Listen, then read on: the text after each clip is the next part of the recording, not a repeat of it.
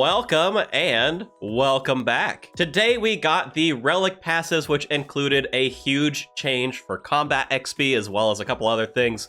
So let's dive into it. We got this image here for the Relic Passive, and I do want to dig down into a couple of things, but in case you want the entire picture, here is that for you. Now, one thing to keep in mind with this is it is organized based on the tiers of relics, which gives us a pretty good idea that we're likely only getting 7 tiers of relics. It is possible because they left out tier 6. There is no passive for that one, that we could see a tier 8 with no passive as well. Always a possibility. Still a couple days left of leaked information to go, so we'll have to see, but I suspect tier 7 is gonna be it. Now, the first thing I want to talk about is the League XP multiplier, because this is where that huge change goes for the combat XP. Now, as a quick refresher for everybody, as you go through and open up the different tiers of relics, you're going to kind of move through the different tiers of passives. And typically this is done through league points. I've got a screenshot here of the old league points from last year. I don't think the point requirements are going to be the same for this year, but we'll have to see. But what this means is we're essentially starting out with a 5x multiplier that just covers everything. Once you get to tier 2, an 8x multiplier, again, that covers everything. But the big change for this year is when you get to tier 3, combat XP is now multiplied by 2, and that multiplier does work multiplicatively with the normal leagues multiplier. So that is where we've now got this 16 times the combat XP, and you can see as you get up higher what that's going to mean, capping out at 32 times combat XP. And that does include prayer as well. So that is massive for just getting yourself out there to be able to fight all of the bosses and everything. And along these lines, something that they are changing this year, and they did confirm this today, we are not going to get XP rewards from Soul Wars or Pest Control. So both of these things are out for training, and that means we have a new king of training your combat XP, being Scurious. Now, what I have shown here for the XP an hour, this is kind of the normal range you would expect as you're coming into Scurious. You're, maybe like 60s or 70s in your combat skills. You're really starting to take this guy down quickly. And in the main game, you can expect between 80k, 115k XP an hour, depending on what you're using between the styles, your weapons, things like that, right? You're going to get better rates if you use the Ratbane stuff until you get onto the higher end and have kind of like the more end game weapons. Now, something to keep in mind with this is we are going to get the league multiplier. So assuming you've hit, let's just say tier 3 of the relics. So you've picked your first 3, you're now at that 16 times multiplier for combat XP,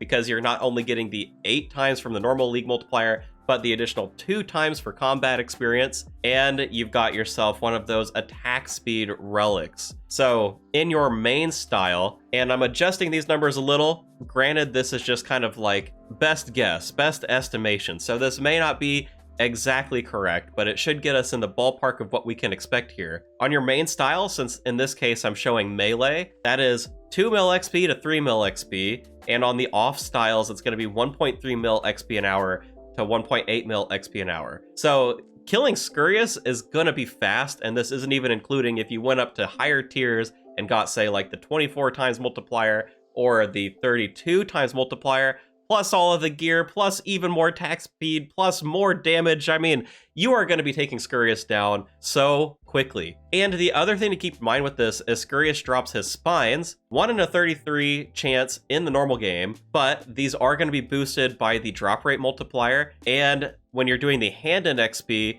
you're also going to get the XP multiplier. So this is going to end up being an extremely strong way of training prayer. Just with what we're talking about here, the 16x multiplier, you can see when you hand in one of these spines, you're going to be getting 56k XP prayer. And that is multiplied from the base of 3,500 on these turn-ins. If you want to turn them in for another combat style, normally those are worth 5,000 when you turn them in, so given the multiplier here in this example, 80k XP a spine. So at the absolute highest multiplier, double these values, that's what you're getting every time you hand one of these things in. It's going to be a ton of XP.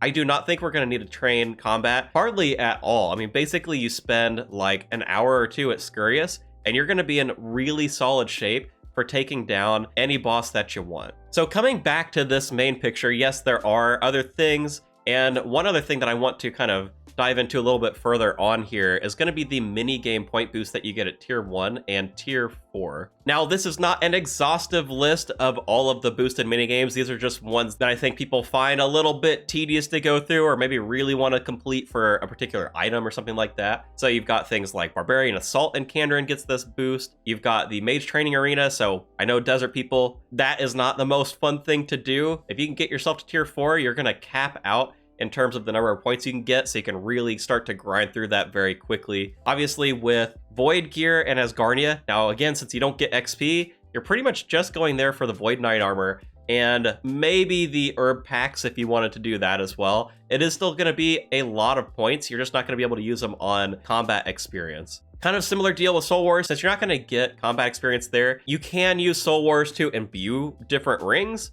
So if you end up needing to do that, Soul Wars is going to be a very fast place for you to do that. Plus, these supply crates are good supplies, for lack of a better word, right? It gives a lot of stuff there. So both of these aren't going to be totally dead, but they're definitely not going to be as prevalent as they were last year. You are also going to be getting more Tithe Farm points and more Mixology points, so anybody in Barlamore, don't worry, it is going to speed that one up. They are also including Marks of Grace, Hallowed Marks, Brimhaven vouchers, and Stardust in this minigame multiplier, meaning when you run rooftop courses, you're going to be picking up 8 Marks of Grace at a time, which is super sweet. And similarly, all this other stuff, just 8 times as much of it. So if you don't end up picking the agility relic from yesterday's reveals, you don't have to feel as bad. You're still going to be able to get through a lot of the tasks associated to this stuff very quickly. But this is also going to mean that the agility relic is a little bit stronger with this at the same time. So like when a Mark of Grace spawns, it spawns with 10k.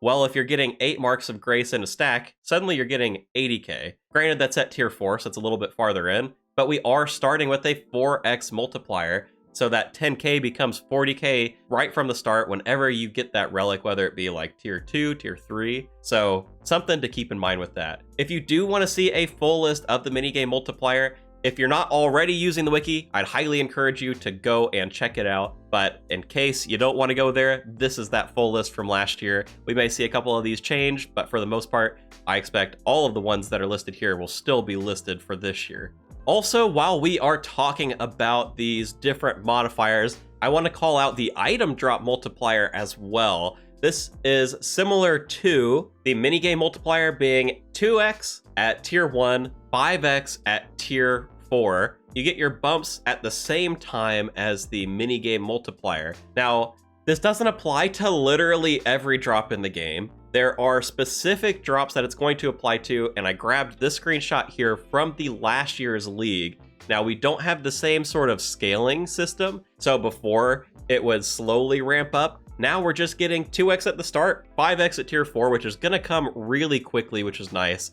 But I would highly encourage you, again, if you're not using the wiki, go and check it out. There are way too many items in the game for me to tell you which ones are all going to be boosted, but this is super nicely laid out on the wiki, either from last year if you want to see what was boosted then, or if you give that team a little bit of time, I'm sure that they will have that information for this year as soon as it becomes available. So what this does mean is you probably want to save kind of like your big grinds for any of this stuff until Tier 4, but Tier 4 is going to come really, really fast. So I think this is going to be even better than previous years where you had to get up into higher relic tiers to really get that drop rate multiplier. And they have also added kind of like the different ornament kits that you get from the hard versions of the different raids. They've also added the Awakener's Orb, so if you want to fight the hard mode versions of the Desert Treasure 2 bosses, all of that stuff is going to be just a little bit easier to obtain. And again, coming back to this picture, so some of the miscellaneous things on here, we are going to be getting 5 times faster farming, essentially, with Tier 1. So that is going to help out with doing your farm runs, fighting Hespori a little bit faster. If you end up taking Karen and you want to fight that Echo boss, so you're not going to have to wait like a full day. You'll still have to wait, you know, somewhere between like 5 and 6 hours after you plant it, but at least you can get in there and you can fight Hespori day 1 if you're really quick about it. One thing to keep in mind with the faster farming ticks, it is not going to impact Tithe Farm, so you're still going to play that mini game kind of the same way. You're not going to have to like stand in front of the one patch and just kind of take care of one fruit or anything like that. It's just going to play the same. We are also getting clue scrolls stackable again, so that is a plus. I was a little bit concerned we may not get that one for free when they pulled the last recall thing back, so you know, can't take these things for granted, I guess, but I'm happy to see stackable clues, and they did make a note here. All of the skilling related clues that you're going to get will also just immediately come as the stackable version of it. So you don't have to worry about like opening the geode to get the clue or the clue nest or what have you. And then in tier 3, we are getting kind of like the nice passive Slayer benefits that we're used to in this sort of game mode, where you're going to get bigger and badder unlocked for free, which is the thing that allows superior Slayer creatures to spawn. You are getting 5 times more Slayer points. You don't have to complete 5 tasks before you get points. That means you're going to get Slayer points on your first task.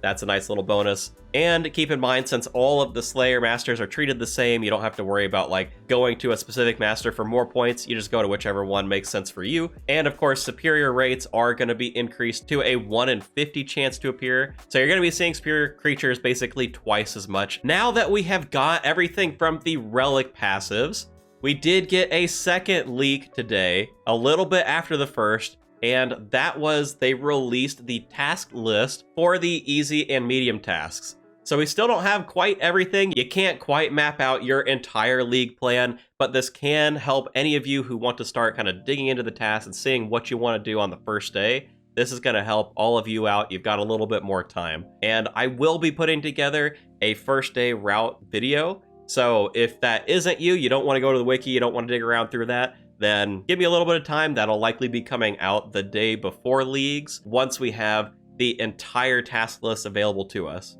But that's all I've got for you. So again, make sure to subscribe if you want to see more leagues content. I have got my Discord linked in the description down below if you want to join that, and I will be streaming the start of the league if you want to join me. The league is going to start on November 27th at 6 a.m. Central. I'm going to start my stream at 9 a.m. Central, so a couple hours after that. If you want to join me on my league's journey, kind of hang out, have a good time, talk strats, whatever, then you'll be able to find me here. So with that, thanks for watching, and I will catch you tomorrow.